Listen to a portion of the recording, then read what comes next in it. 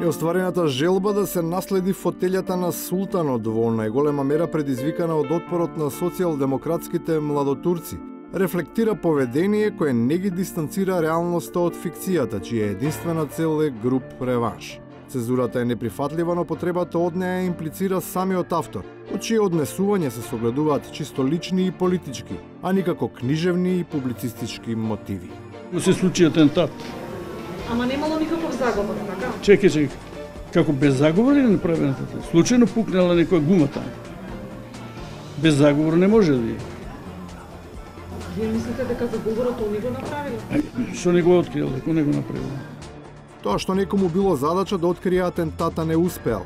Не е доволен доказ не само во мемоарско дело, туку и пред суд да биде обвинен дека е атентатор, како што се сугерира, но и покрај сите можни аргументи против забраната. Мотивот собствената конструкција на минатото да се прикаже како единствена вистина и историски факт кулминира откако наместо хроничари и актери од времето се бара јавноста да сведочи за нешто што всушност ниту има мандат, ниту доволно знаење. Му предлагам да избере тој медиум, да седнеме еден наспроти друг, да поразговараме, да видиме дали има воопшто основа да тој поднесува тужба. Тој не го прифати тоа. Единствениот профит од приватните спорови за сериозни државни работи го имаат тие што ги публикуваат од изабранетиот автор. Најдобро се продава. Но тие не се решаваат на телевизиски дуел. Оти тој не е мегдан за кроење на историјата, туку демократска јавна судница за политиките на власта и на опозицијата. Во него ќе влезат двајцата опоненти, од кои едниот на контото книжи ново неисполнето ветување. Услов без кој не беше подготвен за дебата. Чесно е пред да одиме на дуел да го каже својот став. Шеф на опозиција на најголемата опозициона партија.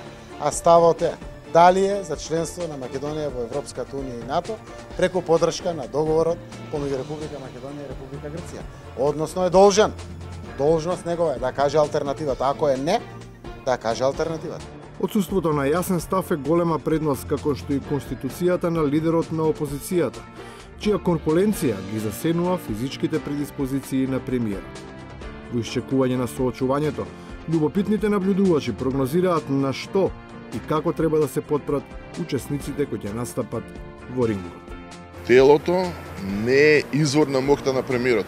Не изостануваат ниту практични совети за тоа каква техника тој треба да примени, но не за да му зададе удар на противникот, туку за да ја задоволи публиката, која никако да го дочека потегот што ќе ја крене на нозе и ќе предизвика аплауз.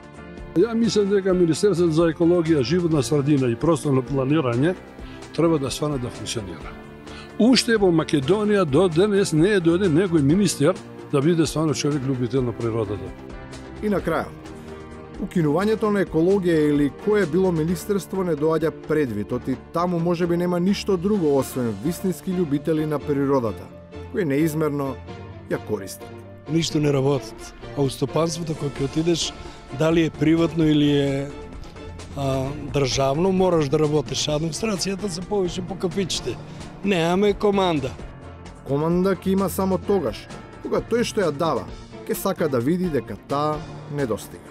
На колебливите, кои нема да ја преземат, писмено ќе им ја издадат, токму оние што ништо освен неа не ни бараат.